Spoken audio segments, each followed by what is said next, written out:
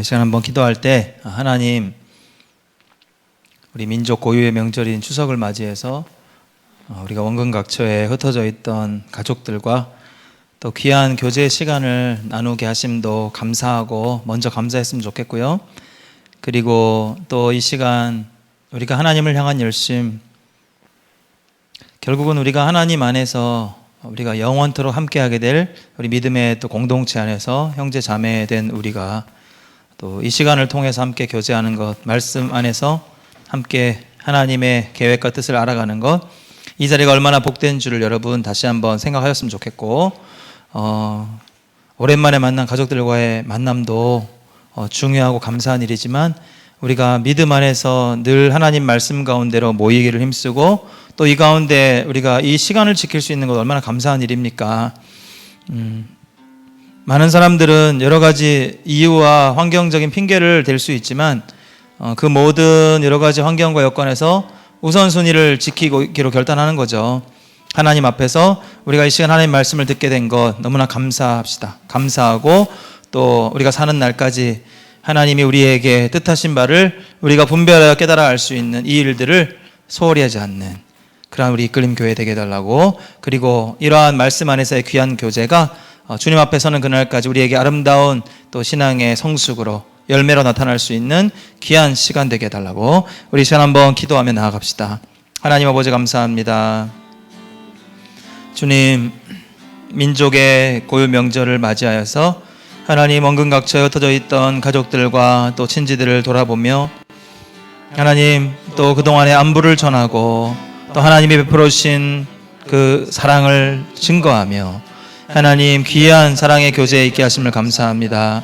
그러나 그것보다 더 중요한 것은 하나님 영원한 믿음의 공동체 안에 우리가 영원한 하나님 나라에서 형제 자매로 하나님 만나고 부르심 받은 우리가 이 하나님 말씀을 대하는 이 자리 가운데 우리가 다시 한번 시간을 기억함으로 또 우선순위를 정함으로 이곳에 함께 모여 하나님 말씀을 들을 수 있는 것, 그리고 감사의 고백할 수 있는 것, 하나님 말씀으로 우리가 하나 될 수 있는 것, 이것이 더 감사하고 큰 은혜인 줄로 믿습니다. 감사합니다. 하나님, 우리 사랑하는 이끌림교회 성도들 이 시간에 함께 모여 하나님의 말씀, 또한 마지막 시대에 대한 또 심판을 앞둔 계시에 대한 말씀, 하나님 우리가 하나님 듣기를 원합니다. 분별하기를 원합니다. 이 시간을 복되게 하시고 우리 마음 가운데 하나님의 뜻을 알아감으로 인한 기쁨 넘치는 이 시간 되게 하여 주시옵소서. 하나님, 우리 성도들의 마음 가운데 정말 하나님 우리가 세상에서 즐길 수 있는 많은 여건들이 있지만 하나님 그럼에도 불구하고 하나님의 말씀을 듣는 이 자리가 귀한 줄로 여기는 그 믿음을 주님 기쁘게 받아 주시옵고 저들이 살아가는 모든 삶 가운데 하나님의 영광을 드러내고 주님을 자랑하고 증거하는 복된 성도들 우리의 가정 되게 하여 주시옵소서. 이 시간을 통하여 다시 한번 하나님께 감사하며 주님 홀로 영광 받으시기를 소망하옵고 살아계신 예수님의 이름으로 기도드렸습니다. 아멘. 사랑의 하나님 아버지, 은혜를 감사드립니다. 오늘도 우리를 이 귀한 자리로 인도하여 주신 은혜 감사드리고 하나님 세상에서 우리에게 또 만나게 하신 우리의 가족들과 친지들과 또 형제 자매들 또 우리의 귀한 관계 속에서 하나님 교제 나누는 것도 너무나 감사하고 하나님의 은혜 아래에 있음을 우리가 또 누리게 하심 너무나 감사합니다. 이 명절을 통하여서 하나님 서로의 건강을 묻고 하나님이 그동안 베풀어 주신 놀라운 은혜와 사랑을 증거하며 전하는 우리 복된 우리 성도들 된 줄로 믿습니다. 앞으로 살아가는 모든 날 동안에 주님 우리의 삶을 통하여서 하나님을 더욱 드러내고 증거하고 자랑할 수 있는 우리 복된 성도들 되게 하여 주시옵소서. 하나님 그 가운데 시간을 구별하여 하나님의 말씀을 듣고 또 깨달아 세상 이 마지막 시대를 깨우는 분별력을 갖기 위하여 하나님 이 시간을 기억함으로 모이게 하심을 감사합니다.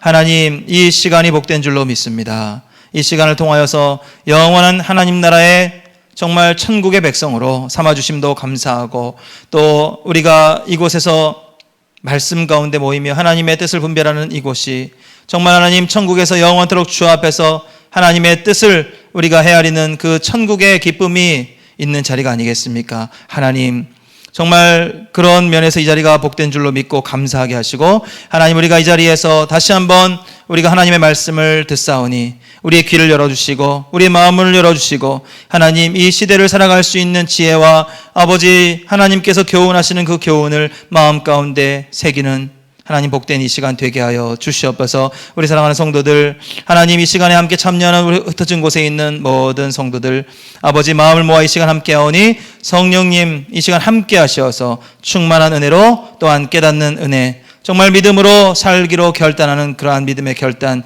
있게 하여 주시옵소서. 이 시간을 주님께 의탁합니다. 함께 하실 줄 믿사옵고 거룩하신 예수님의 이름으로 기도드렸습니다. 아멘. 예. 명절을 잘 쉬셨나요, 다들? 예. 베트남에서도 잘 쉬셨나요? 남양주도 잘 쉬셨나요? 예. 이 시간 접속 잘 하셨나요? 예. 방송으로 이렇게 동시간대에 하나님 말씀을 나눌 수 있는 것도 얼마나 이 시대가 주는 또 이 기술이, 과학 기술이 주는 그런 하나님이 허락하신 범위 안에 있는 복이 아닌가 생각해 봅니다. 오늘은 요한계시록 9장 말씀을 통해서 지난 시간 8장까지 했어요. 기억나시나요? 네 번째 나팔까지 했었고요. 3분의 1씩 이렇게 파괴될 것이다 라는 선언이 있었고요. 오늘은 이제 지난 시간에 내용이 끊어졌던 5번째 나팔, 6번째 나팔, 그리고 7번째 나팔까지 해서 7나팔 심판과 재앙이 이제 그렇게 정리가 돼야 되겠죠. 그런데 요한계시록을 잘 보면 우리 7인 심판도 한번 앞에 넘겨보시면요, 예? 이제 4장에 여러분 기억나세요? 3장까지는 요한계시록의 서론 부분을 이야기할 때 어떤 내용들이었죠? 이제 교회에게 전달하는 메시지였고, 요한계시록이 마지막 시대에 대한 어떤 분별을 이야기함도 맞지만, 그렇다면 그 가운데 마지막 시대를 견디고 인내해야 할 교회들에게 주어진 약속은 무엇인가? 그래서 결국 이 마지막 때에 우리가 부활내동하고 이렇게 막 미혹되는 영들을 우리가 피해서 하나님의 위로하시는 그 메시지를 우리가 분별할 수 있도록 교회들, 7교회들을 상징적으로 7교회를 소개하면서 우리 전체 하나님의 교회들을 향해서 주는 위로의 메시지라는 것을 서론에서 나타냈죠. 그 다음에 4장에서 뭘 이야기했습니까? 이제 복습 한번 해봅시다. 4장에서 바로 이어서 뭘 얘기했습니까? 예? 하나님의 보좌로 환상을 보여주셨죠. 보좌로, 그러니까 하나님 보좌 앞에서 지금 어떤 일들이 이루어지고 있는지를 보여주셨잖아요. 그 가운데 하나님의 보좌가 얼마나 영광스럽고 아름다운지 보여줬고, 24장로들과 그 다음에 네 생물 이러면서 막 찬양 소리가 끊어지지 않고, 그죠? 그 보좌에 앉으신 이가 어떠한 형상을 가지고 있는지 그 영광스러움을 보았죠. 그리고 5장에서는 어떤 내용으로 이어졌습니까? 어린 양이 그 보좌에 앉으신 이의 오른손에 이렇게 인봉되어 있는 그 책을 펼 자가 누구냐? 그래서 요한이 그 펼 자가 없는가 해서 슬퍼서 통곡하고 울고 있었잖아요. 그러니까 천사, 누구죠? 누가 울지 마라 그랬죠? 힘 있는 천사. 힘 있는 천사가 그 중에 이제 이야기했죠. 봐라, 어린 양이 이미 죽은 것 같은, 그죠? 뭐라고 정확히 표현했죠? 일찍 죽임을 당한 것 같은 어린 양. 그러니까 십자가에서 그 어린 양이 대속을 완성하신 일찍 죽임을 당한 것 같은 어린 양이 그 보좌에 앉으신 이의 오른손에 있는 그 책은 어떤 상태? 인으로 덮여 있는 상태. 그 인을 뗄 자가 바로 그 어린 양이시다 라고 하면서 어린 양에 대한 예수 그리스도를 소개하는 장이 바로 5장이었죠. 그래서 슬퍼하지 말라고 그런 거죠. 그럼 요한은 그 4장에 보좌에 앉으신 이의 오른손에 있는 인봉된 책을 보면서 왜 슬퍼했을까요? 그냥 환상 보면 그냥 갑자기 슬픈 마음을 하나님이 주셔서 슬퍼했을까요? 그런 어처구니 없는 건 아니겠죠. 그냥 하나님의 뜻이 언제 이루어져서 하나님의 공의가 언제, 그러니까 지금 요한이 살고 있는 그 시대는 어떤 시대다?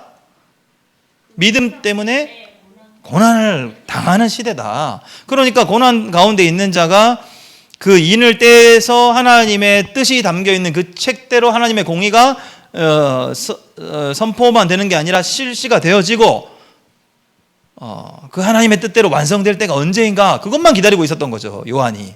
그런데 그 인을 뗄 자가 없는 것처럼 분위기가 싸늘해지니까 슬퍼했던 거 아니에요? 그래서 그 힘 있는 천사가 왜 이렇게 조용해라 하면서 어린 양을 소개한 거 아닙니까? 예수 그리스도께서 하실 놀라운 일, 마지막 심판과 이미 승리하신 그 일들을 이제 보게 하시는 거죠. 그러면서 이제 이어집니다. 이제 다 봤으니까 6장부터 7인 심판이 시작되고요. 그런데 왜 6장에서 6번째 인까지 떼고 7번째 인을 떼기까지 중간에 7장에 삽입 구절이 있었다는 거. 그죠? 그래서 왜 삽입 구절이 왜 들어갔는가? 요한계시록에는 이 삽입을 중심으로 아주 굵직굵직한 메시지를 전달합니다. 7번째 인이 바로 연결돼야 깔끔하잖아요. 그런데 중요한 것이 있다는 거예요. 자, 여러분 창세기를 배울 때 잘 생각해 보세요. 창세기를 배울 때 요셉 이야기가 시작됐는데, 그래서 우리가 잘 아는 팔려갔으면 보디발의 아내와의 스토리가 전개돼가지고 감옥에 갇혀가지고 관원장의 꿈을 해석하고 빨리 이제 바로 왕의 꿈을 해석하고 총리가 되는 이야기로 이어져야 되는데, 잠깐만 너희가 간과해서는 안 되는 중요한 이야기가 있다 하면서 유다와 다말 사이에서 태어난 베레스 이야기를 하지 않습니까? 그것은 누구를 강조하기 위함이고 무엇을 강조하기 위함입니까? 바로 그 일을 이제 그 역사의 어떤 그 유다의 족보에서 결국 그 메시아의 계보를 이어나갈 그러한 아주 중요한 사건을 중간에 스톱을 시키고 삽입했다라는 건 창세기부터 이미 그 성경의 기록의 특징으로 보여주고 있잖아요. 그죠? 요한계시록도 마찬가지라는 거죠. 7장에서 무엇을 강조합니까? 이제 구원받은 자들이 누구냐? 6번째 인까지 뗐을 때 이 크고 두려운 하나님의 심판과 진노 앞에서 과연 누가 능히 설 자가 누구냐? 마지막 절이었죠. 누가 능히 서리요? 라고 17절에 얘기하잖아요. 6장 17절에. 그러니까 그 사람이 바로 이 사람이다 하고 소개를 하는데, 그것이 이제 상징적으로 14만 4천의 숫자와 그리고 셀 수 없는 큰 무리, 흰 옷 입은 무리라고 이렇게 연결지어서 설명했던 것을 여러분 기억하실 겁니다. 그죠? 그리고 나서 이제 그 설명을 끝나고 나서 8장에서 이제 다시 이어지는 거죠. 7번째 인을 떼면서 7 나팔이 이제 연결되어지는 거죠. 7번째 인을 뗄 때 어떤 현상이 일어났습니까? 하늘이 침묵하죠. 예. 원래 하늘은 그 하나님의 보좌 앞에서는 어떠한 환경이죠? 늘 막 큰 물소리처럼 찬양하고 하나님 앞에서 24시간 찬양의 소리, 정말 영광스러운 어떤 그런 소란스러운 게 아니라 정말 그들의 어떤 그 외침으로 하나님께 영광을 돌리는 소리가 날 것이죠. 그런데 한 시즌 동안인가요? 고요한 시간을 두고 하나님 앞에서 무슨 일이 일어났습니까? 하나님의 제단으로 뭔가가 올려졌죠. 우리 결론만 이야기하면 성도의 기도가 올려졌죠. 성도의 기도가 대접에 담겨서 올라갔을 때 그 제단에서부터 다시 천사가 가지고 내려와서 땅에다가 쏟아버렸죠. 그러니까 기도에 대한 응답으로 이제 하나님의 마지막 심판이 시작된다는 것을 7 나팔 재앙으로 조금 더 구체적으로 설명을 하게 된 거죠. 그래서 우리가 그때 그러면은 순서대로냐? 7인이 먼저 끝나고 나면 7 나팔이 시작되고 7 나팔이 끝나면 7 대접이 시작되냐? 이렇게만 볼 것이 아니라 이것을 강조의 표현으로 보자라고 지난주에 한번 생각해 봤습니다. 왜 굳이 7 시리즈로 갔느냐는 거죠. 7인, 7 나팔, 7 대접, 7 시리즈로 왜 굳이 3번이나 강조했는가? 그리고 또 7 시리즈를 왜 3번 동일하고 비슷한 표현으로 3번을 반복했겠는가?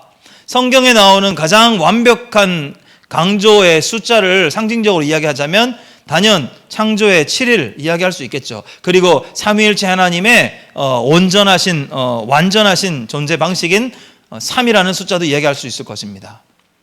여기서 너무 시험에 들지 마십시오. 성경에 상징적으로 숫자를 이야기한다 해서 그것이 이단스럽지 않습니다, 결코. 왜?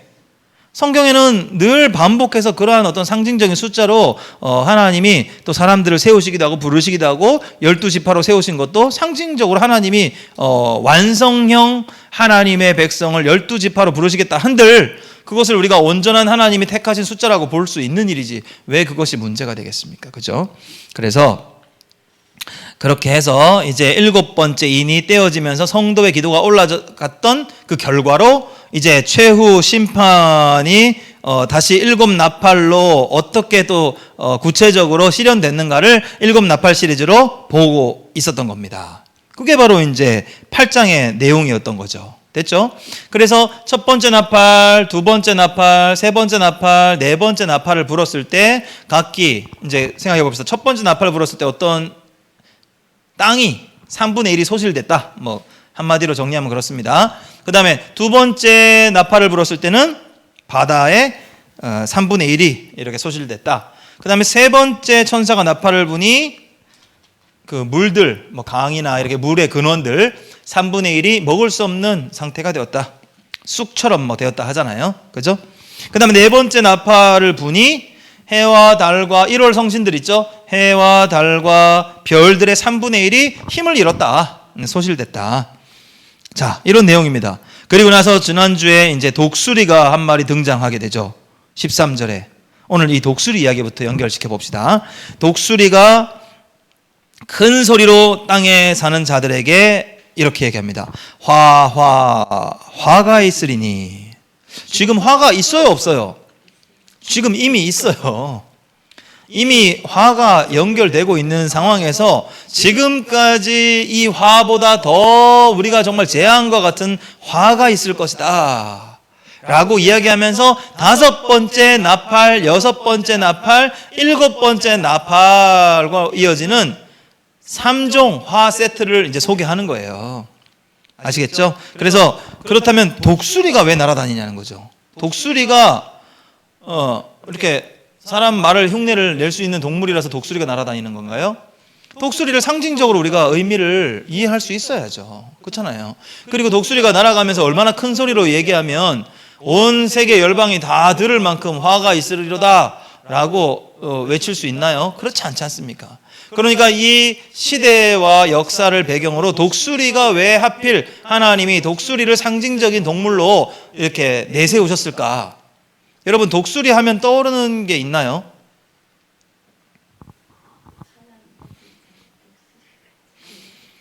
예, 그렇죠.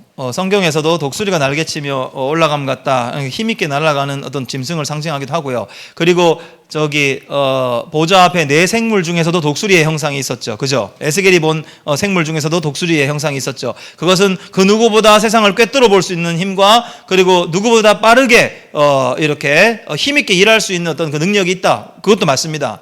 하지만 거기에서 우리가 또 하나의 상징을 확인할 수 있는 것은 그 시대에 교회를 가장 크게 핍박했던 로마 시대의 대표적인 그 군기의 상징이 바로 독수리죠. 예. 로마 그 군기를 한번 보시면은 그 독수리가 이렇게 끝에 달려 있죠. 그러니까 어떤 그 뭐 의미를 굳이 이렇게 무조건 이거다, 이건 로마다 이렇게 볼 것이 아니라 우리가 이제 생각을 해보는 겁니다. 하나님이 왜 독수리라는 짐승을 상징적으로 내세워서 이 땅에 이제 화가 있을 것을 이렇게 선포하게 하셨는가? 그 로마의 통치도 결국은 하나님의 진노의 심판 앞에서는 화를 피할 수 없는 대상일 것이고 그들이 그렇게 신뢰하고 그들이 앞장 세웠던 그 독수리의 힘이 결국은 이 땅에 주어지는 화를 피할 수 없을 것이다. 면하게 도울 수 없을 것이다. 상징적으로 볼 수 있어야 할 것입니다. 자, 이제 남은 세 가지의 화가 남아있다는 거죠. 그러면 연결해서 한번 보겠습니다. 자, 그리고 아까 제가 얘기했지만 7인 심판, 7나팔 심판, 7대접 심판으로 이어지는 내용이 요한계시록 15장, 16장까지 나와요. 그러니까 요한계시록이 본론에서 굵직하게 그 요한계시록의 뼈대를 이루고 있는 게 바로 이 7 심판에 대한 내용만 잘 분석하고 기억하셔도 요한계시록이 22장까지밖에 없는데 16장까지 공부가 끝난다니까요. 예. 그런 어떤 흐름과 맥락을 여러분 이해하시면서 오늘 한번 가봅시다. 나머지 세 가지 화가 도대체 어떤 화가 남은 거냐는 거고, 그리고 일곱 인 심판이 순서대로 끝나고 일곱 나팔이 시작되는 듯 보이긴 하잖아요. 이렇게 우리는 한 장씩 이렇게 넘겨야 되니까 읽다 보면. 그런데 사실상 일곱 인 심판 때 한번 몇 번째 나팔을 불었을 때 땅에 이렇게 4분의 1 정도가 소실됐다라고 얘기하죠. 여섯 번째 나팔인가요? 여섯 번째 인인가요? 한번 찾아볼까요? 6장에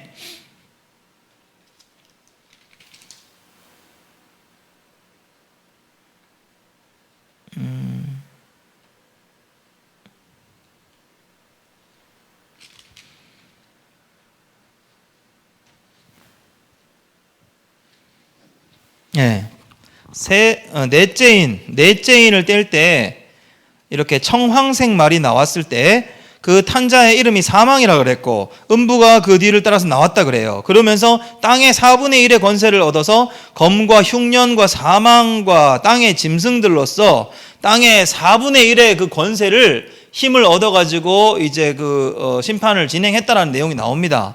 이와 비슷한 형태로 일곱 나팔 시리즈에서도 이제 그때는 네 번째 인을 뗄 때 일어났던 그 일과 비슷한 표현이 이제 땅의 3분의 1, 바로 첫 번째 나팔부터 이제 진행되는 걸 봤을 때 우리가 이제 의미하는 바로는 마지막 때가 되면 이런 어떤 일들이 점점 더 심판의 강도가 이렇게 점점 더 핍박이 믿음의 길에서 지켜야 되는 어떤 그런 일반적인 삶에서 핍박이 조금씩 더 농도가 짙어짐을 우리가 느낄 수가 있다라는 정도로 이렇게 일곱인,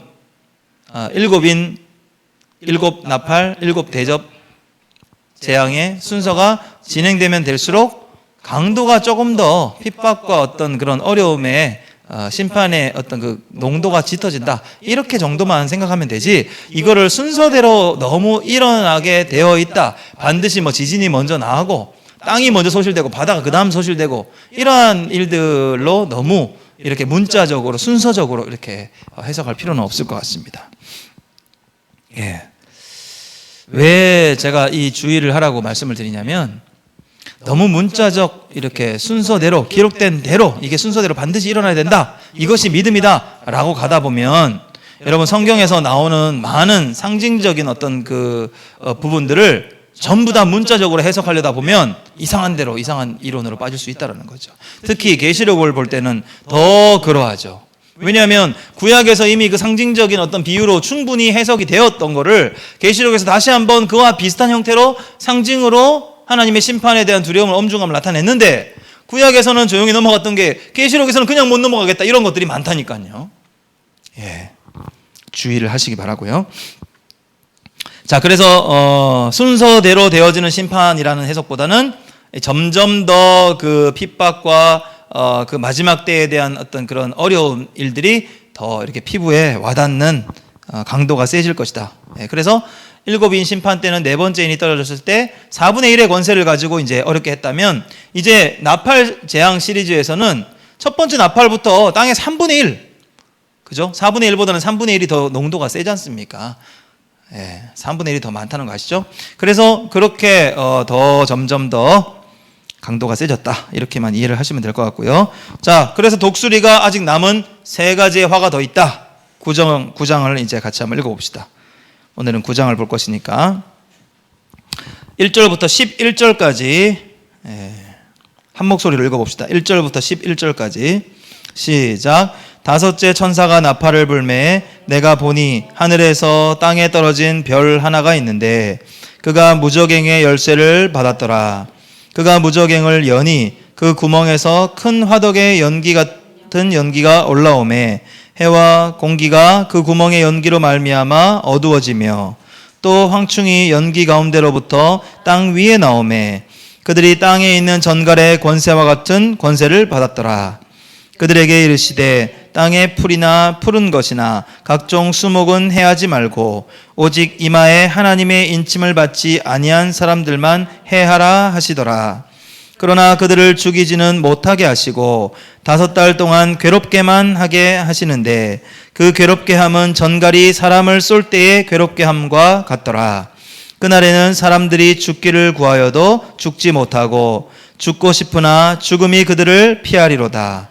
황충들의 모양은 전쟁을 위하여 준비한 말들 같고 그 머리에 금 같은 관 비슷한 것을 썼으며 그 얼굴은 사람의 얼굴 같고 또 여자의 머리털 같은 머리털이 있고 그 이빨은 사자의 이빨 같으며 또 철 호심경 같은 호심경이 있고 그 날개들의 소리는 병거와 많은 말들이 전쟁터로 달려 들어가는 소리 같으며 또 전갈과 같은 꼬리와 쏘는 살이 있어 그 꼬리에는 5달 동안 사람들을 해하는 권세가 있더라. 그들에게 왕이 있으니 무저갱의 사자라. 히브리어로는 그 이름이 아바돈이요 헬라어로는 그 이름이 아볼루온이더라. 자, 오늘 이 말씀이 여러분 문자적으로 해석하다 보면 이러한 짐승은 존재하지 않을 뿐더러 이거 문자적으로 자꾸 파고들면 이상한 쪽으로 이제 해석을 해서 만들어내야 되는 신비한 어떤 형태가 이제 탄생하게 되는 거죠. 이것뿐만 아니죠. 바다에서 올라오는 뭐 짐승도 뭐 고래인지 그것이 뭔지 아니면 공룡인지 이제 이런 쪽으로 치우치게 된다라는 것입니다. 자, 그렇다면 저는 이것이 어떠한 뜻을 내포하고 있는 상징적인 표현인지 여러분과 함께 이제 하나씩 좀 확인해 보기를 원하고요. 5째 천사가 나팔을 불매 이제 계속해서 진행되고 있는데요. 드디어 첫 번째 화가 어떠한 형태로 이루어지는지 구체적으로 이제 나타납니다. 왜냐하면 12절에 보면 첫째 화는 지나갔으나 보라 아직도 이후에 화 둘이 더 남았다 라고 이야기하기 때문에 이제 11절까지 내용이 첫째 화라고 보면 되겠습니다. 자, 그러면 그 이전에 있었던 여러분 내용을 잘 생각하세요. 4번째 나팔까지 내용이 뭐였어요? 그것은 화가 아니었나요? 아까도 제가 물어봤지만 땅의 3분의 1이 소실됐습니다. 바다의 3분의 1이 소실됐습니다. 강의 물의 근원이 3분의 1이 소실됐고요. 해와 달과 별이 3분의 1이 소실됐습니다. 그런데 뭔 더 이상의 우주적인 재앙을 여러분 기대하냐고요. 이미 앞에 네 나팔을 통해서 소개된 선포된 마치 시작된 그 어떤 재앙들이 이미 끔찍할 만큼 끔찍해요. 사람이 살 수나 있겠어요, 그런 상황에서.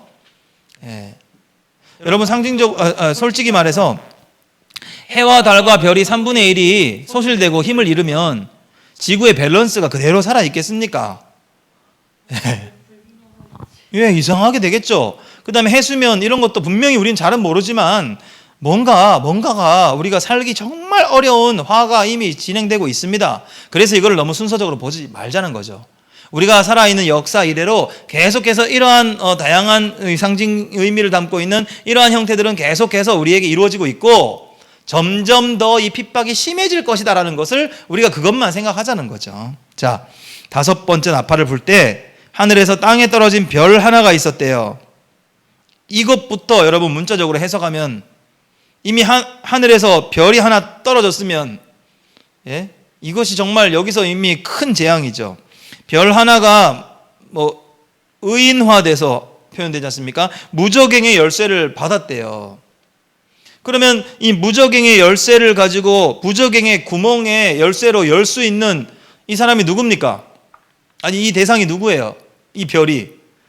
우리가 생각하는 수금지와 목토 천해명 이 중에 하나가 떨어져서 우리 지구에 처박혀가지고 걔가 팔이 있어가지고 나와가지고 열쇠 들고 걸어 나와가지고 무저갱이 어딘지 우리는 잘 모르지만 무저갱을 찾아가가지고 그 무저갱의 열쇠 구멍에다 열쇠 꽂아갖고 열었다 이렇게 해석해야 됩니까? 누가 봐도 상징 아닙니까? 그죠?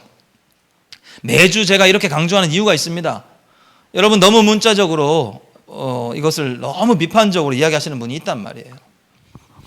자, 이것은 무저갱을 이제 열어서 그동안 나오지 못한 상태로 있었던 어떠한 대상을 세상에서 활보하도록 허락해주는 어떤 의미로 해석을 해야죠. 그죠? 그러면은 무저갱의 그 열쇠가 있겠습니까? 하나님이 그냥 허락하면 열리는 거지 거기서 어떤 열쇠로 여러분 그 지금 사단과 이런 그의 귀신들을 잡아놓을 수 있을까요? 그게 상징적인 표현이라는 거죠. 우리 인간이 이해할 수 있는 언어지 않습니까? 맞잖아요. 자, 그래서 하나님이 열쇠의 구멍을 찾아서 열쇠를 열 수 있는 천사를 보낸 거라기보다는 하나님이 그 명령대로 무저갱을 잠시 열어줄 수 있는 권세를 가진 하나님의 사자를 보내셨다, 이렇게 그냥 해석을 하면 될 것 같고요. 그가 열었을 때 뭐가 나왔습니까? 황충이 나왔다 그래요. 황충이. 예. 황충이 나왔대요. 여러분, 황충 뭡니까? 삼국지에 활 잘 쏘시는 그 어르신입니까? 황충이 뭐라 그래요? 우리는 황충을 어떻게 이해하고 계시나요? 예, 벌레 충자 맞죠? 예. 누를 황자. 누런 벌레 뭡니까? 예? 메뚜기잖아요. 메뚜기잖아요. 황충은 메뚜기잖아요. 그러면 황충이 나왔대요. 무저갱에서. 무저갱에서 메뚜기가 나온 거예요. 여러분, 두렵습니까? 대답해 보세요. 두렵습니까? 무저갱에서 메뚜기 나왔는데 두려우세요? 네. 그래서 우리나라 문화권 안에서는 이 황충이 두려운 존재가 별로 아니에요. 농사 짓고 뭐 메뚜기 몇 마리 나와봤자 잡아서 튀겨 먹으면 되죠. 그러나 여러분, 고대 근동 지역, 지금 이 요한이 살고 있던 이 광야 근처 이 가나안 지역에서의 황충의 수는요, 우리가 상상을 할 수 없는 정도의 슈퍼웜, 그냥 막 때가 지나가면요, 그 한 해 농사는 그냥 박살 나버리는, 생명 양식이 사라지는 겁니다. 그만큼 두려운 존재였대요. 예. 그래서 이런 어떤 표현들이 성경에 여러 곳곳에 나오죠. 그 황충, 그 팥종이, 그죠? 팥종이, 메뚜기, 황충, 이렇게 표현된 또 선지서의 어떤 말씀도 있죠. 생명 양식을 쓸어가는 아주 두려운 존재들입니다. 근데 그들을 어떻게 비유를 했습니까? 그들이 땅에 있는 전갈의 권세와 같은 권세를 받았대요. 아까 네 번째 인을 뗐을 때 청황색 말을 탄 자가 나왔는데, 그가 가진 권세를 어떻게 표현했냐면 해와 달과 땅의 4분의 1의 권세를 받았다 했죠? 맞아요. 땅의 4분의 1을 권세를 받았다 했어요. 그리고 그와 비슷한 황충에게 하나님이 어떠한 권세를 주셨냐면, 땅에 있는 전갈의 권세와 같은 권세를 주었다잖아요. 그러면 전갈이 어떤 권세를 가지고 있는 존재입니까? 전갈 무섭죠. 그 시대에는 이렇게 광야 지역에 우리나라처럼 가죽 신발 잘 돼 있고 군화처럼 이렇게 신고 다니는 게 아니라 샌들 같은 거 신고 다니셨잖아요. 그 당시에 이렇게 지나가다가 전갈들이 이렇게 밖에 나와 있습니까? 햇빛에? 이렇게 모래 틈 사이에 숨어 있다가 나와서 언제 쏠지 모르지만 쏘면은 여러 가지 위험이 도사리고 있죠. 그래서 아주 이렇게 기습할 수 있는 아주 두려운 존재들이었겠죠, 전갈이. 네. 그러니까 메뚜기가, 황충이라는 이 표현한 이 메뚜기가 그들의 땅에 있는 전갈과 같은 두려운 존재의 어떤 그 역할을 하나님이 주셨다라고 그냥 이해를 하면 될 것 같고요. 그들에게 이르시되 땅의 풀이나 푸른 것이나 각종 수목은 해하지 말고 이마에 하나님의 인침을 받지 아니한 사람들만 해하라고 하셨습니다. 여러분, 잘 보십시오. 이 재앙은 대상이 누굽니까? 예? 여기 방금 읽었잖아요. 하나님의 인침을 받지 아니한 사람들만 해하라. 그런데 우리 믿는 자들이 그 안에 믿음이 있고 하나님의 구원의 확신이 있는 분들이라면 이 말씀으로 그냥 아멘하고 그냥 담대하게 살아가시면 될 일이잖아요. 그러니까 하나님의 인이 없을까 봐 주저하시는 거예요.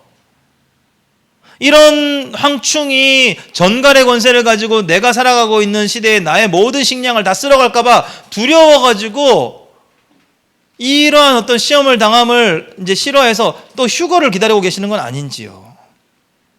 사실 이러한 심판의 분명한 대상이 하나님이 언급하신 이유가 있겠죠. 믿는 자들, 내가 구원할 자들은 그들은 내가 철저히 보호하겠다라는 확신을 주시는 또 위로의 약속 아닙니까? 어쨌든 이마에 하나님의 인침을 받지 아니한 사람들만 해하라고 명령하셨습니다. 자, 여기서 우리가 확인해야 되는 것, 황충은 원래는 인간을 해하는 존재가 아니죠. 황충의 주 대상은 뭡니까? 푸른 풀과 초목과 곡식들 아니에요. 그런데 하나님이 그들의 기능을 바꾸었어요. 풀이나 푸른 것이나 각종 수목은 해하지 말라. 이것은 그들의 어떤 생태 본능조차 하나님의 피조된 존재들을 하나님이 완전히 그들의 어떤 본능을 바꾸셔가지고 공격 대상을 사람으로 공격하겠다라는 거죠. 그러니까 그 떼가 몰려다니면서 사람을 막 뜯어먹기 시작하면, 예? 여러분 영화에 그런 영화도 있습니다. 제목이 기억이 안 나는데 그 영화 보면은 메뚜기들이 사람을 공격해가지고, 여러분 그런 영화 많아요. 뭐 자이언트 거미 크게 나와가지고 사람을 죽이기도 하고, 거머리 같은 괴물이 나오기도 하고, 메뚜기 같은 존재들이 쓸고 가면서 사람을 막 순식간에 수만 마리가 사람을 쓸고 가면 어떻게 될까요? 예. 순식간에 형체도 남지 않을 겁니다. 아무리 사람이라도. 네. 그렇게 됐고요. 그러나 중요한 건 5절입니다. 그들을 죽이지는 못하게 하시고 고통만 주겠다는 거예요. 어느 정도로 5달 동안만 괴롭게 하게 하시는데, 그 괴롭게 함은 전갈이 사람을 쏠 때 괴롭게 함과 같더라. 그러니까 전갈을 두려워함 같이 메뚜기를 두려워할 만큼 뭔가 위협적인 존재가 되게 할 것이다. 이렇게 해석할 수도 있지 않습니까? 자, 그러면 마지막 때가 되면 이거를 한마디로 이제 정리해 봅시다.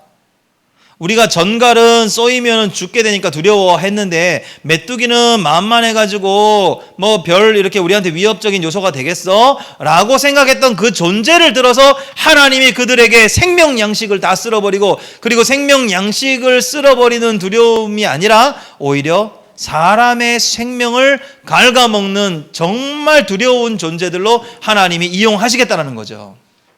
꼭 메뚜기가 이용되어야만 되는 게 아니라요. 네. 그런데 하나님이 황충이라고 언급하셨으면 그 메뚜기를 들어서 이런 일들을, 사람들을 두렵게 하셔도 우리는 할 말 없다는 거죠. 그런 일이 분명히 그대로 일어나도 말이죠. 네. 사람들이 만만하게 보던 것들이 사람을 위협적인 존재가 되게 하겠다는 것도 아주 두려운 심판의 때에 나타날 현상이라 우리가 이렇게 이해를 하면 되겠고요. 여기 나오는 5달 동안 괴롭게 한다. 이거는 무슨 표현일까요? 메뚜기가 부화해서 이렇게 설치고 다니는 그 기간을 한 5달 정도로 보더라고요. 알에서 깨어나가지고 뭐 이렇게 갉아먹고 이렇게 하고 죽을 때까지. 메뚜기의 수명이 정확히 제가 정확히 모르겠네요. 하여튼 그 5달 동안의 어떤 그들의 어떤 생태적인 어떤 그 패턴을 하나님이 이제 계시록에 담아서 5달 정도 이루어질 일들로 이렇게 해석을 하셨다라고 보시면 되겠습니다. 그런데 그날에는 사람들이 죽기를 구하여도 죽지 않을 정도만 하나님이 이제 컨트롤 하셨고요. 죽고 싶으나 죽음이 그들을 피할 것이다. 이것이 하나님의 계획이었습니다. 자, 그리고 나서 이제 이어진 황충들의 모양을 설명하는데, 전쟁을 위해 준비한 말들 같답니다. 이걸 진짜 메뚜기로 해석을 했을 때 그들이 말처럼 보였다. 이런 표현이 이제 좀 앞뒤가 맞지 않고요. 그러나 그들이 얼마나 두려운 존재일까로 상징적으로 해석했을 때는 이렇게 전쟁을 위해 철저히 준비된 말들과 같은 두려운 대상이다라고 충분히 해석이 가능하죠. 그죠? 그리고 머리에는 금 같은 관을 썼대요. 얼굴은 사람의 얼굴 같대요. 왜 얼굴이 사람의 얼굴 같다고 표현을 했을까요?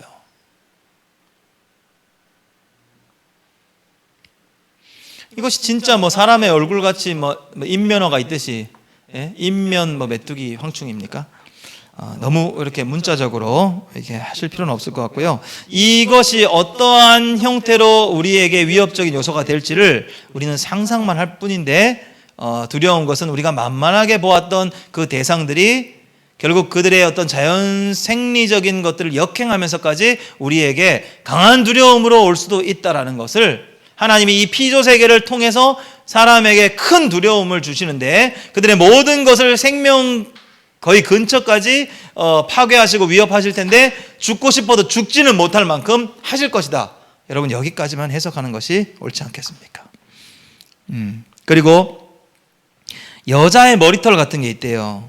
그리고 이빨이 사자의 이빨 같아요. 이 두려움을 표현한 건데, 여자의 머리털은 뭘 상징합니까? 미혹하기 쉬운 것들, 그죠? 남성이 여성의 아름다운 머릿결에 미혹되기 좋지 않습니까? 그러니까 이게 메뚜기가 막 머리칼이 예뻐가지고 막 홀리는 뭐 그런 너무 문자적인 해석보다는 그 대상이 마치 이렇게 우리의 어떤 생명을 위협하는 갉아먹는 아주 두려운 정갈과 같은 힘을 가진 권세를 가진 존재들일 텐데 정확히 어떤 대상일지는 모르지만 여자의 머리칼 같은 것이 있고 사람의 얼굴 같은 어떤 그런 우리가 깨닫지 못하는 사이에 우리의 어떤 그 동질감을 형성하고 우리에게 이렇게 찾아올 수도 있다라는 거죠. 그리고 사자의 이빨 같은 마치 정말 두려운 용맹한 우리를 집어 삼킬 만큼 두려운 힘을 가진 그런 존재들일 것이다 생각을 해볼 수 있죠. 그리고 철호심경, 여러분 호심경은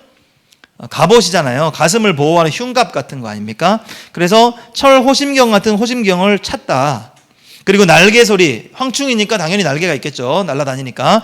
날개소리는 병거와 많은 말들이 전쟁터로 달려나가는 그런 웅장한 소리 같다. 그리고 전갈과 같은 꼬리와 쏘는 살이 있대요. 이미 이것이 메뚜기는 아니죠. 전갈과 같은 꼬리가 있는 메뚜기가 아주 무슨 이상한 이제 우리가 생전 보도 못한 상징적인 판타지에 나오는 어떤 동물들을 우리가 탄생시켜야 되는데 그러면 이미 이것이 황충이 아닌 것이죠. 전갈과 메뚜기인데 얼굴은 사람 얼굴이고 이빨은 사자고 이제 이런 식으로 막 갖다 붙여야 되는 건데 이제 어렵습니다. 이제 어려워집니다. 그래서 그와 같은 우리를 두렵게 하는 힘을 가지고 있는 존재들일 것이다. 마지막 때에 여자의 머릿결처럼 우리를 미혹하게 할 것이고 사자의 이빨처럼 우리를 집어 삼키려고 할 것이고 전갈과 같은 꼬리와 쏘는 살로 우리를 쿡쿡 찌르고 우리를 완전 이제 두렵고 힘들게 만들 것이다. 그리고 황충의 또 표현이기 때문에 5달 동안 사람을 해할 수 있는 권세를 받은 존재들일 것이다. 여러분 이렇게 이해를 하시면 되겠습니다. 그리고 그 황충이라고 표현한 그들에게 왕이 있대요. 그들의 왕은 무저갱의 사자인데요. 히브리어로는 아바돈이요 헬라어는 아볼루온이라고 되어 있습니다. 그들의 왕은 사단을 이야기하죠. 사단을 이렇게 상징하는 단어가 바로 히브리어로는 아바돈이라는 단어를 쓰고 헬라어로는 아볼루온이라고 이렇게 표현을 한답니다. 자, 여러분 이렇게 황충의 재앙에 대해서 첫 번째 화라고 소개를 하고 있어요.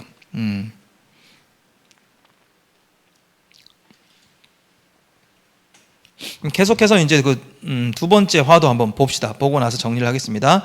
6번째 천사가 나팔을 이제 붑니다. 내가 들으니 하나님 앞에 금제단 4뿔에서 한 음성이 나서. 여러분 이제 우리는 그 모세오경을 통해서 제단에는 뿔이 있다라는 것을 이미 배웠습니다. 제단 뿔에 피를 바르기도 하고 속죄일에 그 의식을 행했던 것을 기억합니다. 그래서 제단 4뿔이라고 하면 전혀 새로운 형태의 해석이 필요 없습니다. 당연히 제단에는 뿔이 있습니다. 번제단에도 뿔이 있고요. 분향단에도 뿔이 있습니다. 됐죠? 하나님한테 올려지는 그 제단에는 그 다 뿔이 4귀퉁이에 있었던 것을 우리가 알기 때문에 넘어가죠. 자, 그래서 금제단 4뿔에서 한 음성이 납니다. 나팔 가진 6째 천사에게 말하십니다. 큰 강 유브라데에 결박해 놓은 4천사를 놓아주라. 여러분 큰 강 유브라데에 결박한 4천사가 왜 결박되어 있었을까요? 그리고 4천사를 놓아주니까 어떤 일이 일어납니까? 그들은 연월 일시에 정한 때라고 이제 보면 되겠죠. 하나님이 정하신 그때에 사람의 3분의 1을 죽이기로 준비된 자들이더라. 마병대의 숫자가 바로 2만만이다. 여러분 2만만은 어떤 숫자입니까? 2만에다가 또 만이 붙었으니까 이게 한글로는 참 좀 그런데요. 죄송한 표현입니다만 그냥 2억이라고 하든지 왜 2만만이라고 그렇게 썼는지 모르겠어요. 근데 우리가 사무엘서에 보면 천천히요 만만이다라는 표현이 있잖아요. 사울은 천천히요 다윗은 만만이다. 그러니까 만에다가 만을 곱한 정도의 능력이 그에게 있다. 그러면 2만만도 2만에다가 만을 곱한 2억 정도라고 뭐 해석을 해도 되겠죠. 그런데 중요한 건 이걸 숫자의 의미를 너무 심취하면 이제 14만 4천하고 같은 해석으로 끝나야죠. 그러면 2억이나 되는 숫자에 이게 뭐라는 거예요? 마병대가 있대요. 내가 그들의 수를 들어놓으라. 이 같은 환상 가운데, 분명히 요한이 환상이라고 이야기를 하는데도 계속 이것이 이제 문자적으로 실행될 하나님의 오류 없는 성경은 1.1획도 당연하죠. 하지만 환상으로 봐야 될 것은 환상으로 보고, 그 의미를 우리가 교훈으로 얻을 건 교훈으로 받아야죠. 2만만이나 되는 큰 군대와 같은 마병대를 이제 풀어준 거예요. 어떤 목적이 있겠죠. 자, 이 같은 환상 가운데 그 말들과 그 위에 탄 자들을 한번 보니까 불빛과 자줏빛과 유황빛 호심경을 입고 있습니다. 가보시죠. 또 말들의 머리는 사자머리같이 용맹합니다. 그 입에서는 불과 연기와 유황이 나왔답니다.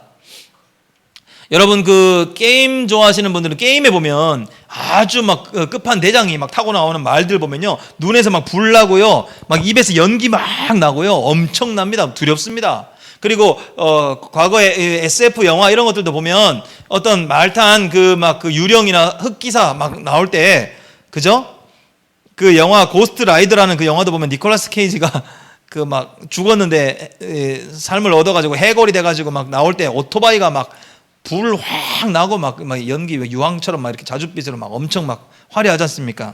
두려움을 주는 표현들이죠. 그래서 직접 뭐 말들의 머리에서 막 사자 머리인 건 아니죠. 사자처럼 용맹한 말들의 어떤 그 용맹한 그 말들을 표현한 거고, 입에서는 불과 연기와 유황이 나오는 것처럼 크고 두려운 존재들이 이제 피할 수 없는 큰 두려움으로 심판이 시작된다라고 우리에게 상징적으로 깨닫게 하실 수 있는 표현이죠.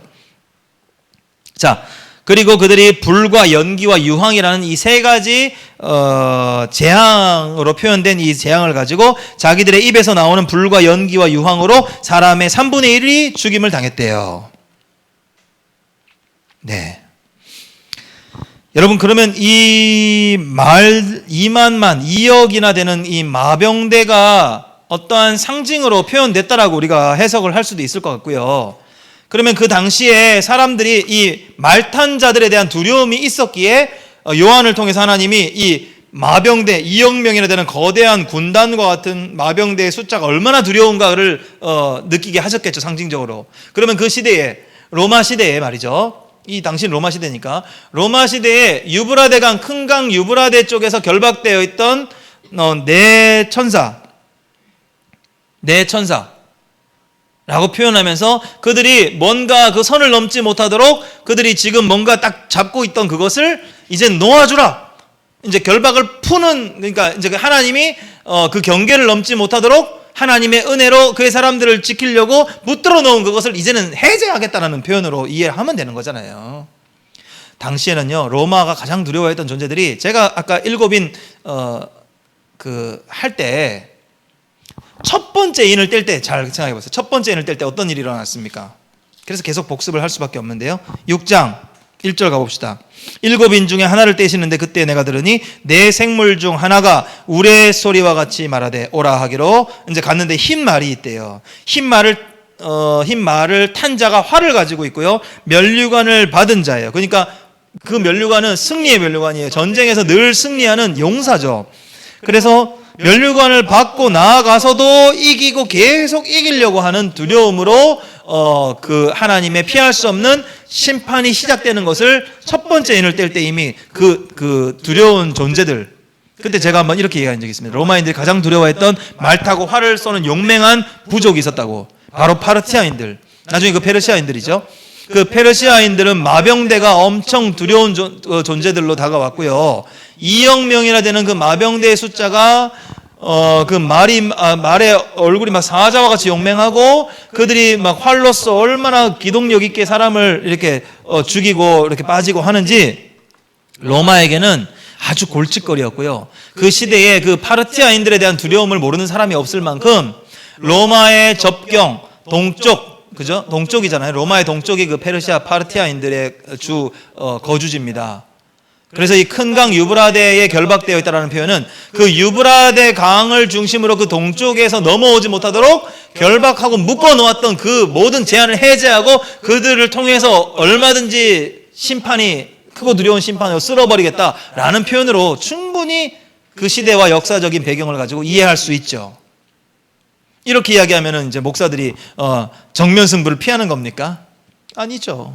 큰 강 유브라데에 결박되어서 더 이상 넘어오지 않도록 하나님이 은혜로 그들을 보호하고 감쌌던 그 보호를 천사들에게 해제를 명령했을 때 얼마든지 넘어올 수 있죠. 여러분, 우리나라도 하나님이 그러한 은혜로 우리나라의 그 선을 지켜주고 계시는 걸지도 모르지 않습니까? 우리가 교만하여서 끝없이 이렇게 교만하여서 하나님이 하신 일들을 기억하려 하지 않고, 우리가 교만하여서 우리 스스로가 잘된 것인 양 이렇게 계속 우리의 풍요로움이 마치 당연히 우리 것인 양, 처음부터 우리의 것이었는 양, 우리가 하나님께 영광을 돌리지 않고 하나님 앞에 또 세상을 향해서 또 나누는 일에 우리가 인색하고 아끼고 주저하고 망설인다면 하나님의 이 보호의 선이 어딜까요? 하나님이 우리를 어느 선까지 우리를 보호하고 계실까요? 저는 두렵습니다.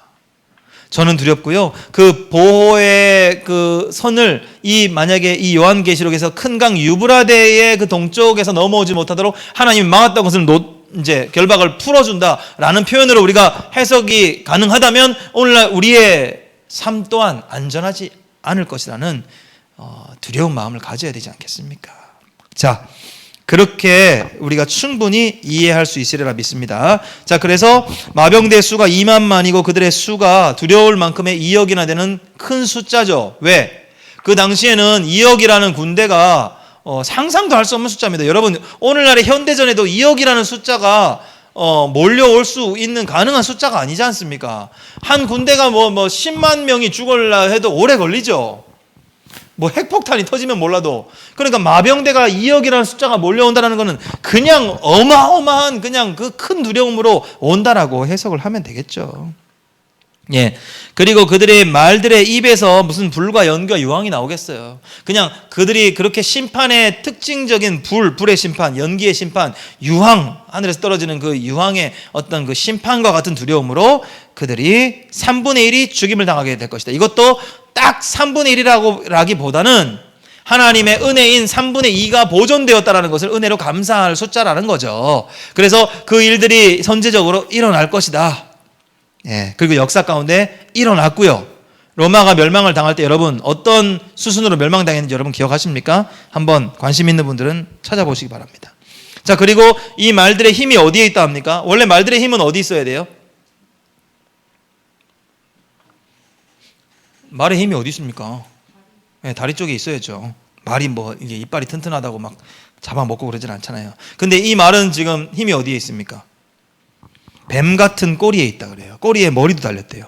머리에 그 뱀 같은 것으로 꼬리가 막 이렇게 막 사람을 물어 뜯는 것처럼, 그러면 이걸 또 문자적으로 가다 보면 말인데 뱀은 꼬리고 말의 꼬리가 사람을 물어 뜯고 죽여가지고 도구로 죽이고 이래야 되는데 이게 좀 말이 안 되죠. 그래서 상징적으로 해석하다 보면 이 마병대를 움직이고 조장하는 세력들이 누구다?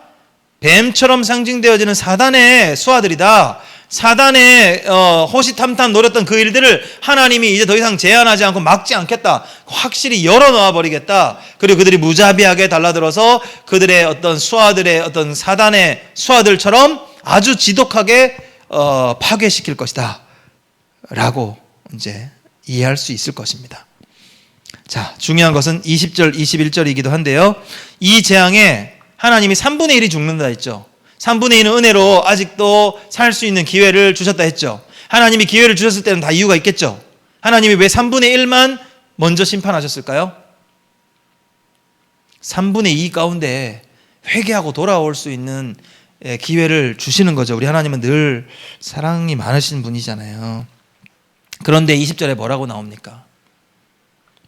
이 재앙에 죽지 않고 남은 사람들은 손으로 행한 일을 회개하지 않는데요. 오히려 어떤 일이 일어나냐면 여러 귀신과 보거나 듣거나 다니거나 하지 못하는 그 움직이지도 못한 생명력도 없는 금, 은, 동과 목석의 우상들을 만들어 절한대잖아요. 그리고 살인과 복술과 음행과 도둑질을 회개하지 않는답니다. 그러니까 그들의 눈에는 어떻게 마지막 때에 일어나는 심판의 그 징조들이 어떻게 해석된다? 3분의 2는 아직 안전하다. 그리고 나는 그 3분의 2 가운데 마지막 때까지 나는 나는 나에게 일어나지 않을 일이다. 이렇게 나만 아니면 돼라는 심보로 그들의 죄악된 자리에서 회개가 일어나지 않는다라는 얘기입니다. 미리 이제 오늘 말씀은 이렇게 해서 끝나죠. 7번째 나팔이 왜 안 나옵니까? 궁금하죠? 7번째 나팔은 또 2가지의 삽입 내용이 또 중간에 들어가고 난 뒤에 저 뒤에 나옵니다. 10장, 11장이 지나고 나서야 나옵니다. 7번째 나팔 너무 기다리지 마세요. 우리는 6번째 나팔까지 해서 결론을 얻습니다. 사람들이 회개한다, 회개하지 않는다? 회개하지 않는다. 그러니까 하나님은요, 여러분 성경의 구약에 많은 선지자들을 보내서 계속 징조와 하나님의 어떤 심판을 크고 두려운 어떤 사인으로 계속 주셨죠. 사사시대에 계속 사인 주셨죠. 대적들에 의해서 나라가 파괴되고 붙잡혀가고 파괴되고 그때마다 하나님의 사사들을 통해서 구원하셨잖아요. 그런데 그때뿐이잖아요. 회개하지 않잖아요. 그리고 나서 똑같이 자기들의 어떤 그 악한 행위가 오히려 더 발전해서, 우리 악한 거는 진짜 본능적으로 막 더 잘 배워요. 더 업그레이드가 잘 됩니다. 여러분, 과학기술을 계속 발전시키는 이유들 중에도 인간을 이롭게 하기 위한 목적도 있겠지만 그들의 어떤 죄된 본성대로 살기 좋도록 만드는 세상을 만들어 나가는 것일 수도 있어요. 여러분, 우리가 왜 번거로운 것을 그렇게 싫어할까요? 우리가 왜 좀 더 편리한 세상을 왜 꿈꿀까요? 좀 더 빠르고 좀 더 편리하면 뭐가 극복될 수 있어서 우리가 왜 그런 일들을 자꾸 개발할까요? 의학을 왜 계속 발전시켜 나가야 됩니까? 의학이 없던 시대는 모든 질병이나 죽음의 원인을 어떻게 받아들였을까요? 하나님의 뜻으로 받아들였을 겁니다. 어쩔 수 없으니까. 안 그렇습니까? 그리고 그러한 시대에도 의학이 발전하지 않았을 때는 사람들이 주술사들을 찾아가가지고, 지금도 아프리카 저기 우간다나 이런 나라 가면요, 의사들보다 주술사들이 돈을 더 잘 번대요. 주술사의 그 미신, 자기의 어떤 토속적인 어떤 그 신앙이 있죠. 그 신앙이 어떤 그 주술들을 통해서 이 병마가, 귀신이 떠나간다라고 믿어요, 그들은. 그래서 의학을 의지하는 것보다 오히려 더 많은 주술사들이 돈을 잘 번대요, 의사들만큼. 지금도 그렇답니다.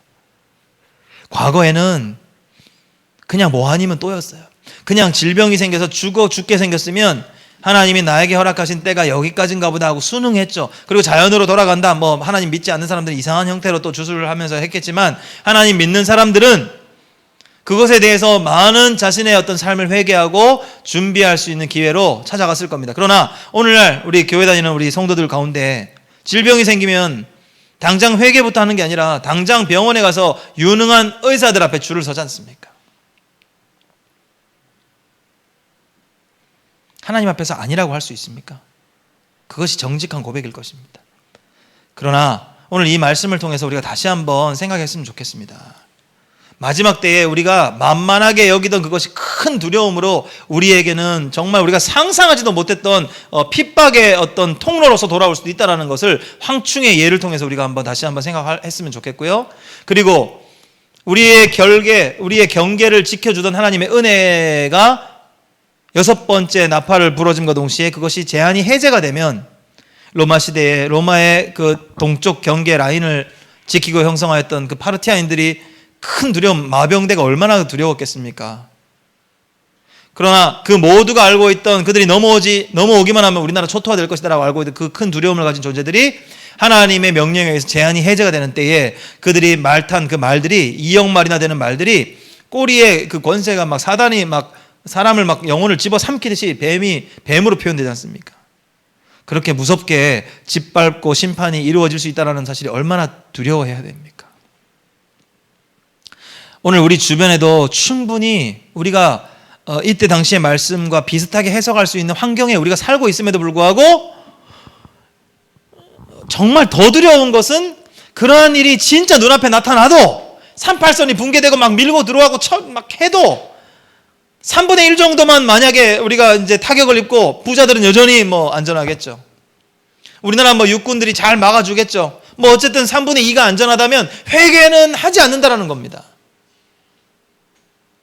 두 가지를 생각할 수 있습니다. 한 가지는 하나님이 아무리 때려도 아무리 때리고 돌아올 수 있는 기회를 막 두려운 마음을 줘도 사람들은 교만은 이미 하늘 끝까지 가 있는 거예요. 돌아오지 않는 겁니다. 그래서 우리가 다음 주에 보게 될 10장과 11장의 내용이 중요해요. 두 가지 삽입 이야기를 거쳐서 11장 그 이제 후반부 이어서 보면은 그때는 하나님을 두려워하고 돌아오는 숫자들이 있다라고 합니다. 그러면서 14만 4천의 숫자를 다시 한번 이야기합니다. 근데 그 중간에 무슨 일이 있었길래 돌아오는 사람이 있다라는 거예요. 하나님이 3분의 1이나 징계하고 때리고 그 두려운 우리가 만만하게 먹었던 것이 우리를 막 역행하고 이런 일이 있어도 회개하지 않던 교만한 사람들이 무슨 일이 있었길래 회개하고 돌아오고 그 숫자가 14만 4천이 다시 한번 강조되는가 말이죠. 기대하십시오, 여러분. 미리 한번 조금 더 스포를 드리면 그것이 교회의 역할이라는 겁니다. 하나님의 심판은 하나님의 그 공의를 실현하기 위해서 어쩔 수 없이 하나님이 심판을 하시겠지만, 그러나 그들의 마음을 돌리는 것은 교회와 순교자들이라는 거예요. 그러면 교회와 순교자들이 어떻게 하면 하나님이 두렵게 때려도 반성 안 하는 사람들을 어떻게 하면 놀릴 수가 있을까요? 지금 우리가 한번 말해봅시다. 자유롭게. 교회와 우리 믿음의 성도들이 어떤 삶을 살아야 그것도 두려워하지 않는 사람들이 하나님을 두려워하고 돌아올 수 있을까요? 어떻게 살면? 지금처럼 살면? 우리 옆집에 아줌마한테 지금처럼 똑같이 이렇게 살면 그 아줌마가 하나님이 때려도 안 돌아오던 그 아줌마가 내가 지금처럼 살면 돌아오실까요? 그것이 우리에게 주는 메시지가 있다는 겁니다. 성경에는 힌트를 주죠. 의를 위하여 핍박받는 그 모습을 통하여서 침뱉음을 당하면서도 저렇게 내가 조롱했던 저 아줌마가 나를 사랑한다고 울면서, 나를 예수님이 당신을 사랑한다고 나를 안아줄 때, 내가 정말 침뱉고 저주하고 칼로 찌르지만 않았지 완전 심장을 진짜 도려내듯이 내가 상처를 주었건만 그 사람들은 오히려 웃으면서 화평으로 나에게 다가올 때 그 모습을 보고 주저앉게 되는 때가 온다는 거예요. 그래서 우리가 이 전도의 미련한 방법을 계속 밀어붙여야 되는 이유가 바로 거기에 있는 거예요. 우리 교회들이 당하는 세상에서의 조롱과 핍박을 우리가 우리의 어떤 의로운 이 승리로 감당을 해야 된다는 거예요. 근데 우리가 가면 갈수록 계속 우리 교회들이 세상에서 인정받지 못한다는 이유로 선을 긋지 않습니까? 저들은 어차피 구원받지 못할 자들. 우리의 자녀들을 봐도 다 그렇지 않습니까? 부모가 얼마나 더 희생적으로 믿음의 본을 보여야 우리의 자녀들이 하나님 앞에 두려워하면서 무릎을 꿇겠습니까? 하물며 믿지 않는 세상에 있는 사람들이 우리의 얼마만큼의 우리의 순교적인 우리의 피를 흘려야 우리가 정말 죽어가면서 그들의 발끝을 붙잡고 그들에게 정말 사랑한다라고 고백해야 그들이 하나님을 두려워하고 하나님께로 돌아오는 일들이 일어나겠습니까? 그것이 요한계시록이 교회들에게 주는 메시지입니다. 우리만 휴거받고 우리는 그 고난의 때를 피하고 올라가 버리면 그만이 아니라는 겁니다. 하나님이 교회들에게 원하는 것은 분명히 여러분 5번째 인을 뗄 때 인 심판에서 나왔잖아요. 8장에 나왔지 않습니까? 7장에죠. 7장에 그 14만 4천을 소개하면서 5번째 인을 뗐을 때 6장이죠. 6장에 분명히 하나님의 재단 아래에서 그 신원하여 그 부르짖는 자들이 있었다라고 하지 않습니까? 그때 하나님이 분명히 알려주셨잖아요. 아직도 흘려야 할 순교자들의 피가 모자라다. 그러니까 조금만 더 인내하자. 그들의 수고로움과 그들의 어떤 순교의 피를 통하여서 돌아올 자들이 예비되었다. 하나님이 그렇게 우리를 보내시기를 원하시는데 우리는 휴거의 때를 기다리고 그런 어떤 큰 두려움의 심판의 때에 저들은 나 몰라라 하고 우리가 어떤 그 두려움을 피하는 어떤 그런 자유 이용권 얻은 것처럼 그런 날을 기대하고 있는 게 하나님의 뜻과 조금은 맞지 않다. 이것은 하나님이 원하시는 뜻이 아니다. 그럼 우리가 어떤 삶을 살아야겠습니까? 스데반과 같은 삶을 살지언정 바울과 같이 감옥에 여러 번 갇히고도 매를 맞고 쫓겨난다 할지언정 땅끝까지 이르러 주의 증인으로 삶을 결단하고 우리에게 주어진 삶의 자리에서 최선을 다해서 사랑하고 아낌없이 우리의 것을 내어주고 순교의 피를 감당하겠다고 하나님 앞에 용기를 달라고 기도하면서 나아가야 되지 않겠습니까? 오늘 이 첫 번째 화 그리고 두 번째 화 어떤 식으로든 우리에게 찾아올 수 있는 마지막 때에 크고 두려운 것임은 분명합니다. 그러나 이것이 어떠한 형태로 우리에게 찾아온다 한들 우리의 신앙의 자리에서 신앙의 본분을 우리가 지킬 수 있는 그것이 더 중요하다.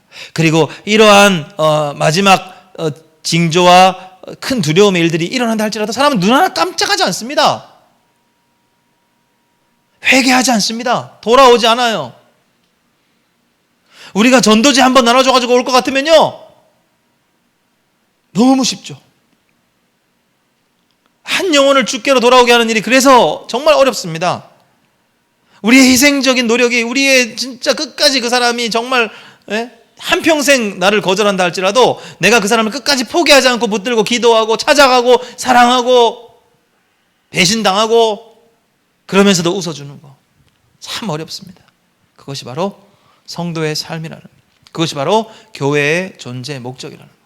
그래서 더 우리가 서로 사랑하기를 힘써야 합니다. 우리가 먼저 사랑을 연습해야 나가서 사랑할 수가 있죠.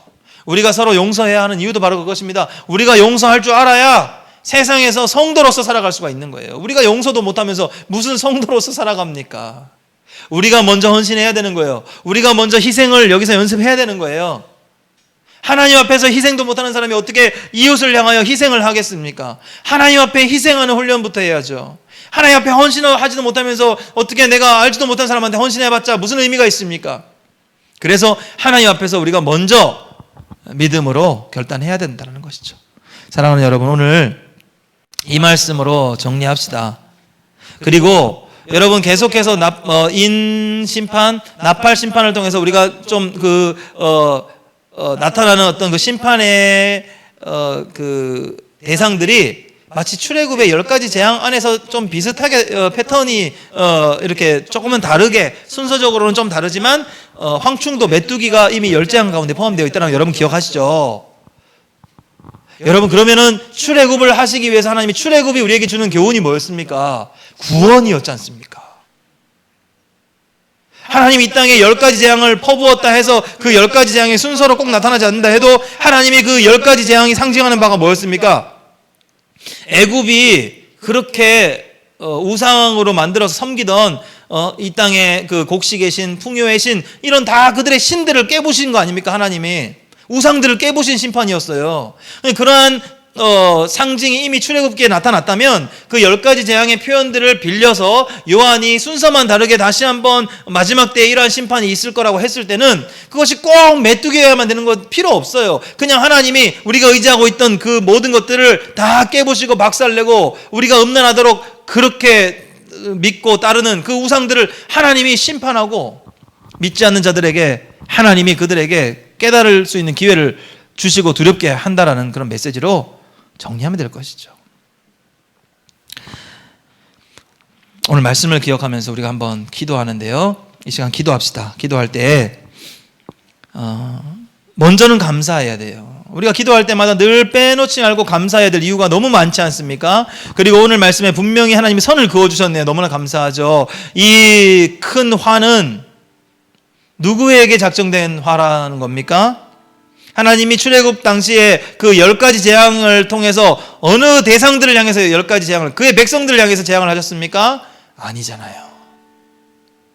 세상을 대표하는 그 애굽을 치시기 위한 하나님의 믿지 않고 하나님을 업신여기는 하나님에 대한 두려움과 경외함을 갖지 않는 그들을 향한 세상을 향한 심판이었다는 것을 우리가 어떤 면에서는 감사합시다. 하나님은 우리를 두렵게 만들어서 우리를 낙심케 하려고 그러한 마지막 때의 심판을 예배해 놓으신 게 아니에요. 그렇다면 우리에게는 이것이 어떠한 메시지입니까? 하나님이 이 극심한 이 고난 중에서도 철저히 이마에 인을 가진 자들을 보호하시겠다라는 위로와 확신과 소망의 말씀 아닙니까? 요한계시록은 더 이상 두려움의 말씀이 아니어야 할 것이에요. 우리가 휴거를 기다리고 피해야 되는 그런 두려운 말씀으로 받아들일 것이 아니라 이러한 중에도 하나님은 그의 백성들을 향해서 얼마나 사랑하시는가, 이것이 우리가 발견돼야 할 그 한 구절이라는 겁니다. 그 많은 말씀들이 우리에게 신비로운 두려움을 조성한다 할지라도 이 한 구절의 말씀 붙들고 우리가 또 용기를 얻고 힘을 얻을 수 있다는 거죠. 하나님은 믿는 자들을 보호하십니다. 그러신 분이시죠. 아말렉이 출애굽 가운데 있는 광야에서 그 연약한 여자와 어린아이들과 그 노인들이 속해 있는 그 연약한 부분을 그렇게 두려운 모습으로 공격하였을 때 그들과 전투했을 때 그들이 무슨 힘이 있었어요? 꽃괭이와 이런 거 농기구밖에 없는 자들이었습니다. 그런데도 모세가 손을 들고 기도했을 때, 아론과 홀이 그 손이 내려오지 않도록 바쳤을 때 하나님의 위대한 승리를 경험케 하셨다는 것을 우리가 기억합시다.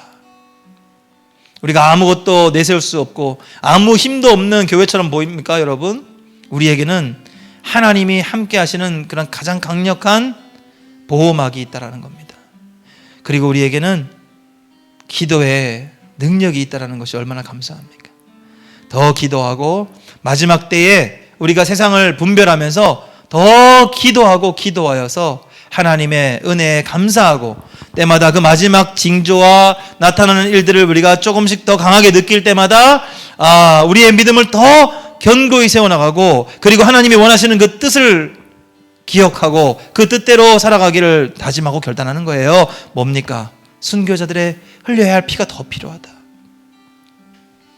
그렇다면 우리 모두가 어디 방구석에 숨어가지고 그렇게 기도하는 게 의미가 있겠습니까? 아니요. 세상을 향해서 우리가 주어진 자리에서, 우리 교회가 지켜야 할 자리에서 믿음으로 기도하면서 세상에서는 조롱당을 각오하고 피 흘릴 각오하고 우리의 것을 빼앗길 각오하고 내어줄 것 각오하고, 그러나 그 가운데서 하나님이 예배하신 한 영혼을 주께로 돌아온다고 할 때 우리가 승리의 면류관, 생명의 면류관을 얻게 되는 것입니다.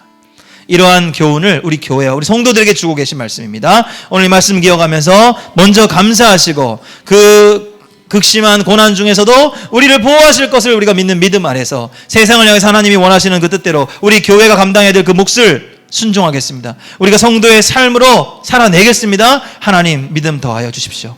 그렇게 간구하며 이 시간 한번 기도하며 나아갑시다. 하나님 아버지 감사합니다.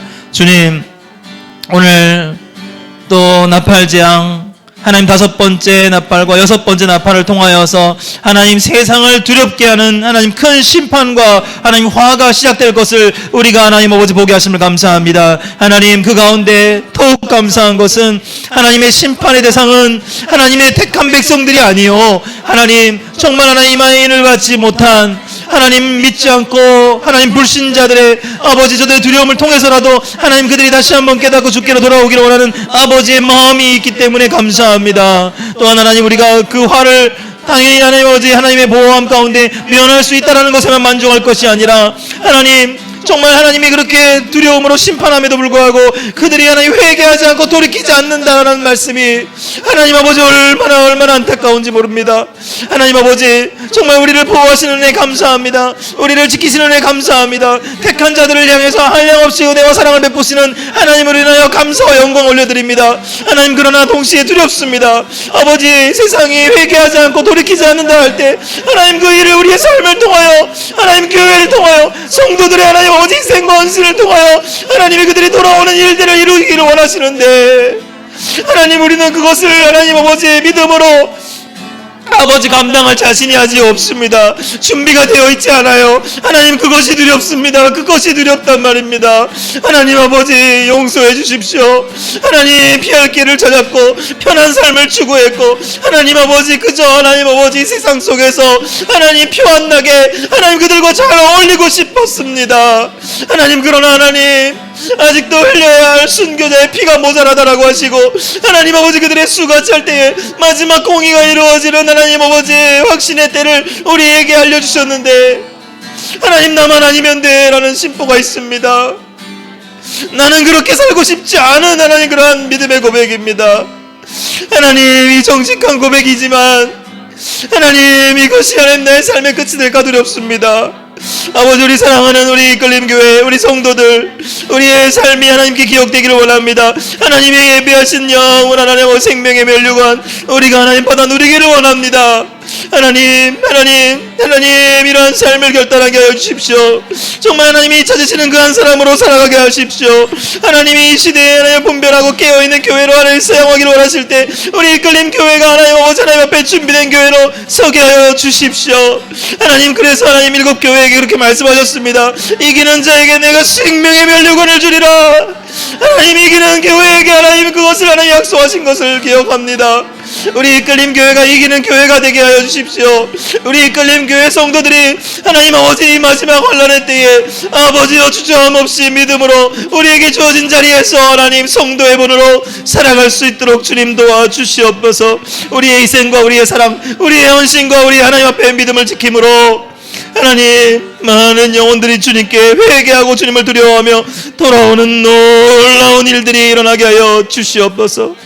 하나님 우리를 사용하여 주시옵소서. 그렇게 하시기 바라며 예수님의 이름으로 기도드렸습니다.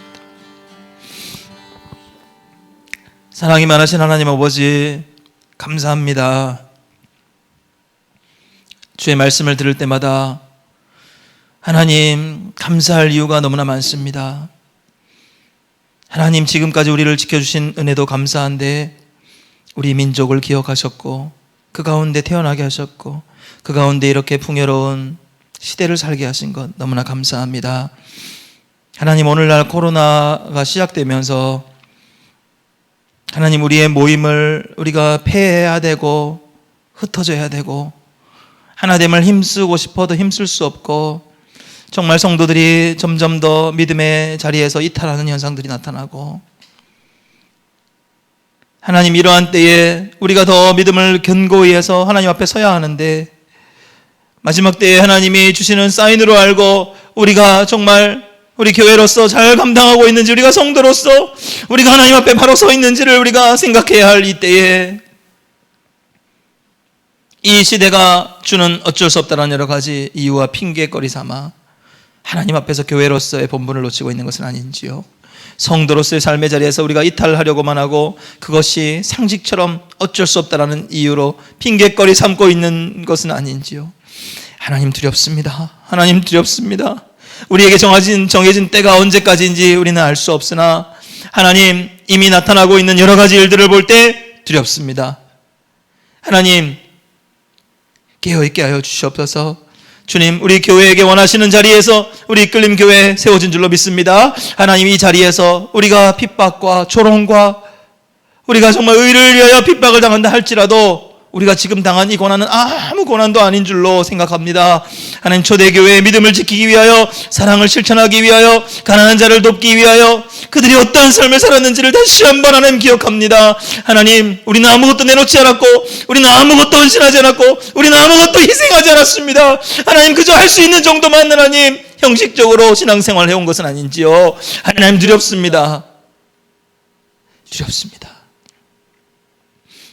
그러나 동시에 하나님 감사한 것은 하나님 믿는 자들 또한 믿으려고 몸부림치는 자들 믿음 안에서 하나님의 말씀을 하나님 아버지 깨닫고 그렇게 살려고 몸부림치는 자들 지금은 비록 하나님 우리가 더 연단하고 훈련받아 결국은 승부가 같이 나오겠지만은 하나님 그러한 자들에게 하나님의 은혜가 보호하심이 약속되어 있음을 인하여 감사합니다. 하나님 마지막 때가 되면 점점 더 이러한 징조와 나타나는 일들에 대해서 우리가 더 또 하나님 분별해야 할 텐데 점점 더 둔감해지는 이 세대를 보며 두려움이 사라지고 하나님을 기억하기조차 힘들어하고 피곤해하는 이 세대를 볼 때 하나님 이제 점점 더 두려움의 때가 가까이 옴을 느낍니다. 하나님 이러한 때에 우리 교회와 성도들 우리의 가정과 우리 자녀들을 기억하여 주시옵소서. 저들이 믿음으로 하나님 시대를 분별하는 지혜가 있게 하셔서 성령님 충만하게 깨닫게 하시어서 하나님 오늘 하루의 삶 우리에게 주어진 삶이 얼마나 감사한 이유가 많은지 하나님께 감사와 고백으로 나가게 하시고 또한 믿음으로 우리가 결단해야 할 자리에서 주저함이 없이 하나님 우리가 주어진 이때에 하나님 정말 얼마 남지 않을지 우리는 아무도 알 수 없지만 우리에게 허락하신 이 시간 안에 하나님 우리에게 분부하신 바 믿음의 성도로서의 자리를 지켜내며 교회로서의 하나님 책임을 감당하며 그렇게 쓰임받는 복된 우리 이끌림 교회 우리 모든 성도들 되게 하여 주시옵소서. 하나님 두려워서 피할 것만 찾는 것이 아니라 하나님 두려워서 피하는 자들은 믿지 않는 자들이라 하였습니다. 하나님 심판의 엄중한 대상은 하나님을 두려워하지 않는 자들임을 다시 한번 말씀 가운데 선을 그어주시면 감사합니다. 우리는 은혜 아래 있는 자들임을 믿습니다. 우리는 하나님의 보호하심 가운데 있는 줄로 믿습니다. 이러한 마지막 때에도 담대하게 우리가 주어진 하나님이 원하시는 그 뜻을 결단함으로 세상을 두려워하는 그 두려움보다 하나님, 우리의 영혼과 우리의 육을 멸할 수 있는 하나님을 더욱 두려워함으로 우리가 하나님이 원하시는 기뻐하시는 뜻을 쫓아 순종의 자리에 머물 수 있는 복된 우리 모든 성도들, 우리 교회가 되게 하여 주시옵소서. 믿사옵고 우리 영혼 주님께 의탁하오며 거룩하신 예수님의 이름으로 기도드렸습니다. 아멘. 하늘에 계신 우리 아버지여, 이름이 거룩히 여김을 받으시오며 나라의 임하옵시며 뜻이 하늘에서 이룬 것 같이 땅에서도 이루어지이다. 오늘날 우리에게 일용할 양식을 주옵시고 우리가 우리에게 죄 지은 자를 사하여 준 것 같이 우리 죄를 사하여 주옵시고 우리를 시험에 들게 하지 마옵시고 다만 악에서 구하옵소서. 대개 나라와 권세와 영광이 아버지께 영원히 있사옵나이다. 아멘.